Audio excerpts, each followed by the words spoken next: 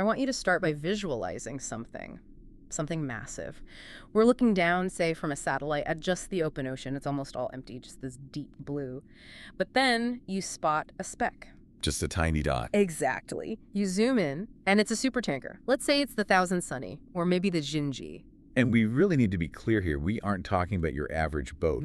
These are, they're floating cities. Yeah. You're talking about vessels that can carry 2 million barrels of crude oil. They are the absolute leviathans of global trade. Right. So this Leviathan is just chugging along a route. It's taken, dozens of times. It left port in Venezuela. It's heading toward Asia. A straight line, business as usual.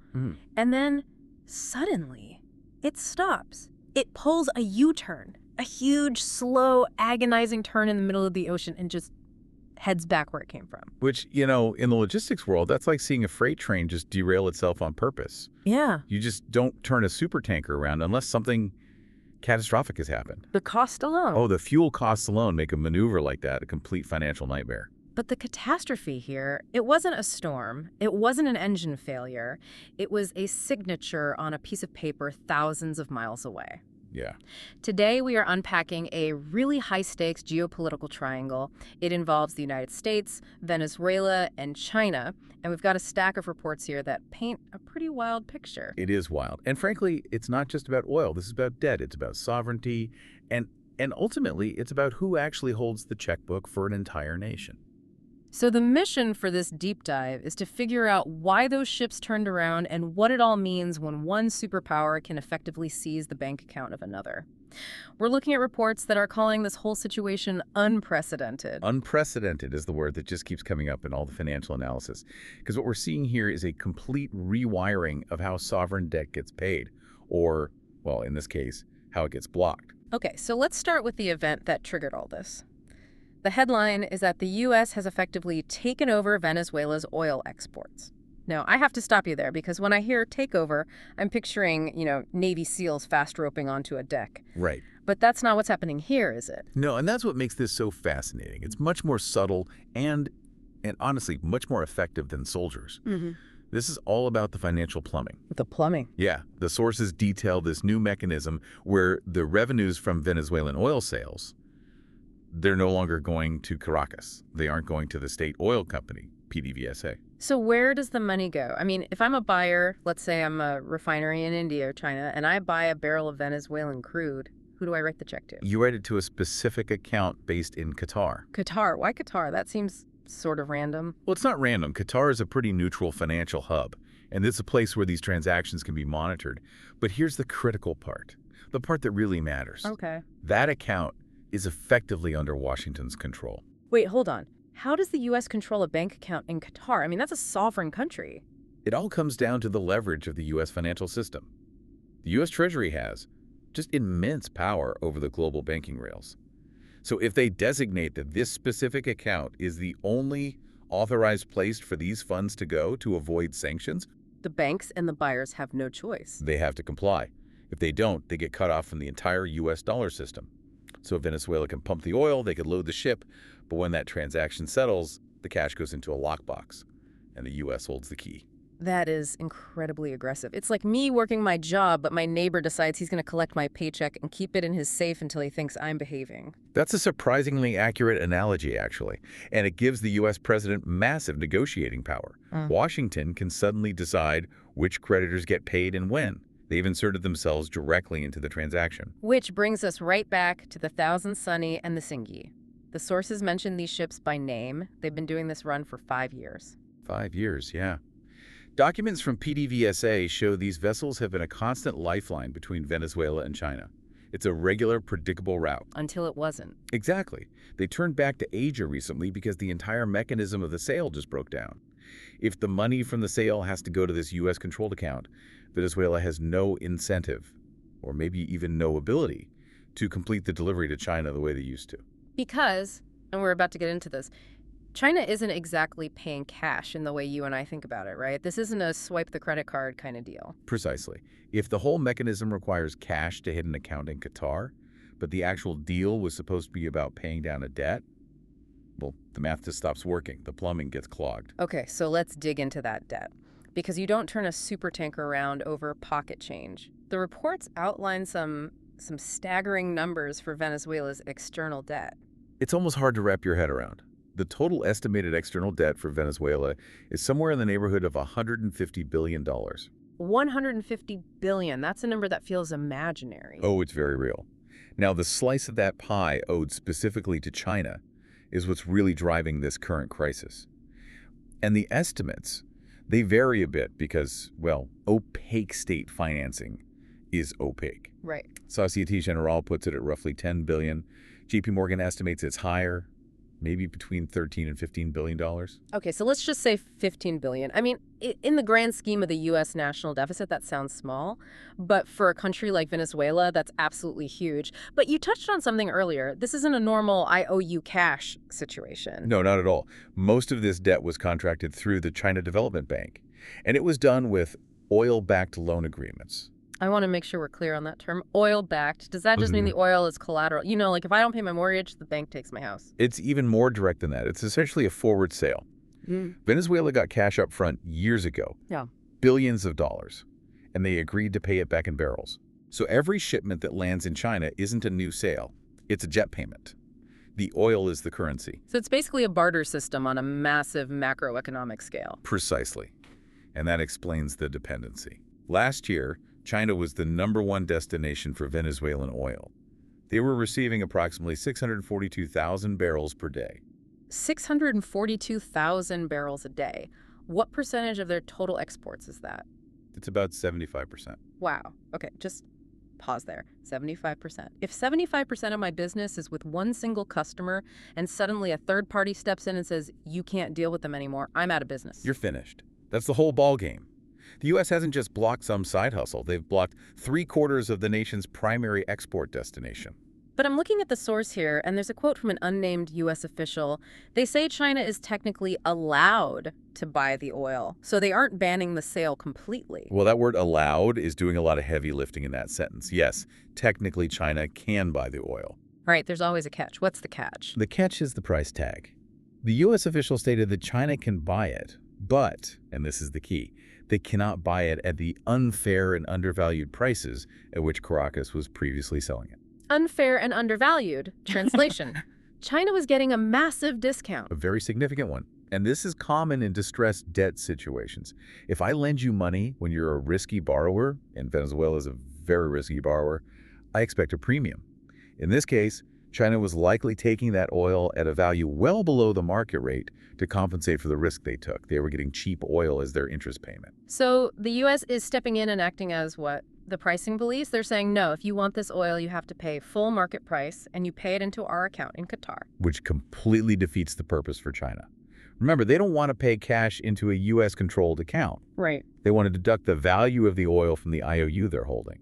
If I'm China, I'm saying, hey, I already paid for this oil 5 years ago when I gave you the loan. Why would I pay for it a second time? You wouldn't. It makes no sense.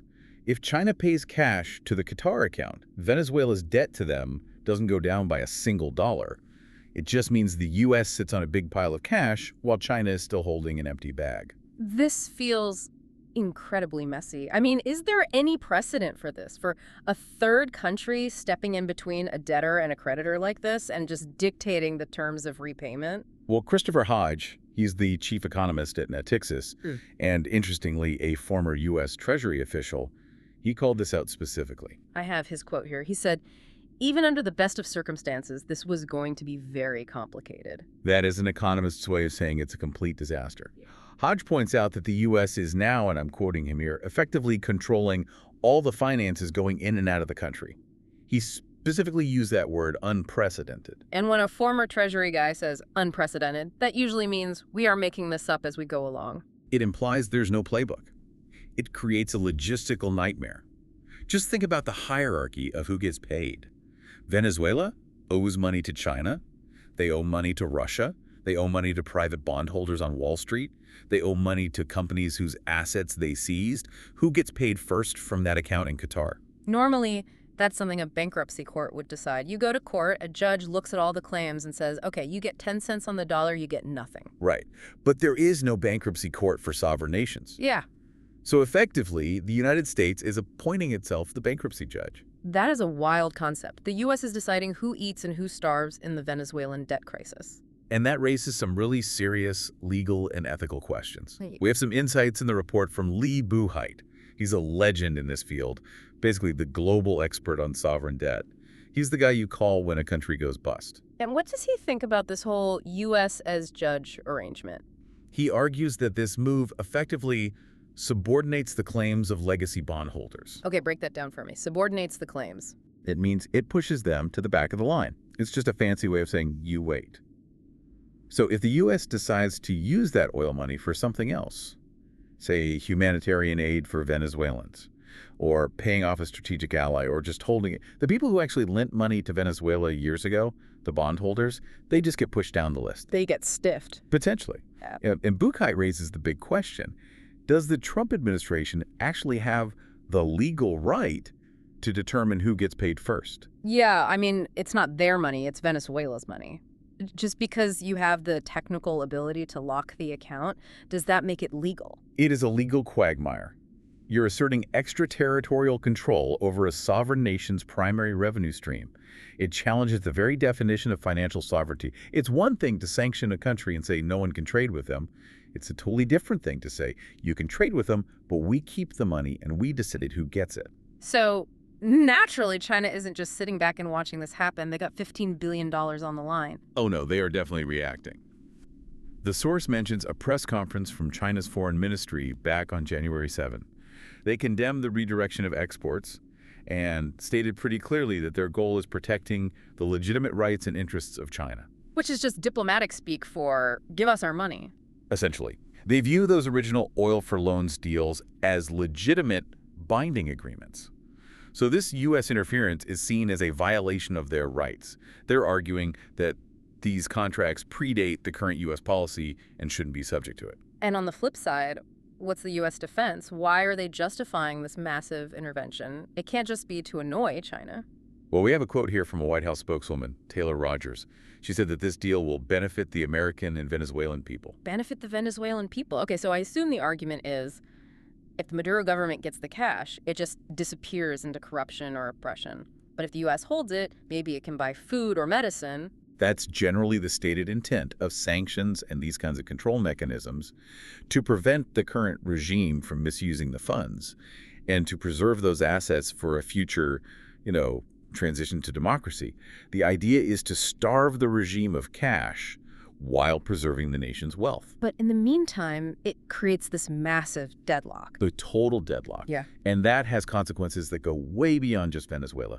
You mentioned something earlier called the common framework. This seems like where the rubber really meets the road for the rest of the world. This is the part that keeps experts like Lee Buchheit up at night. Because if we connect this to the bigger picture, it's not just about Venezuela. This could actually break the global debt system. Yeah. Explain the common framework for us, because it sounds like a boring bureaucratic term, but you're saying it's explosive? It's a G20 initiative. Basically, it's a system that's designed to help developing nations restructure their debt when they get into trouble. And since China is now the world's largest creditor to developing nations, the whole system relies on China sitting down with the U.S. and Europe, and everyone agreeing to take a haircut.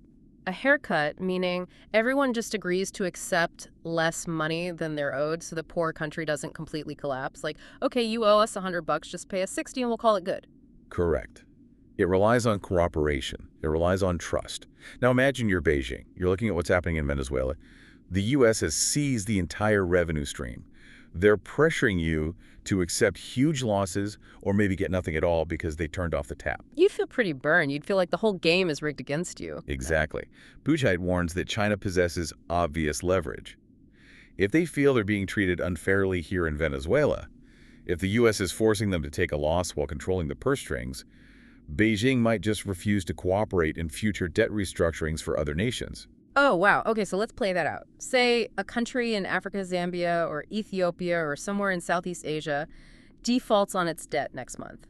They need China to agree to a plan to survive. Yeah. And China just looks at the U.S. and says, remember Venezuela, no deal. Precisely. They could say, we aren't playing this game anymore. We're not taking a haircut if you're just going to seize the assets anyway.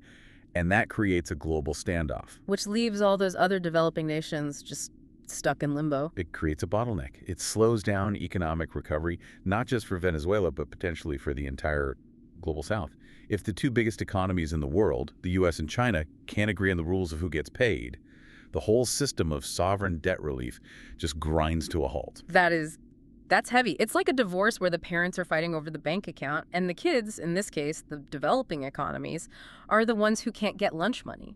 That is a very apt analogy.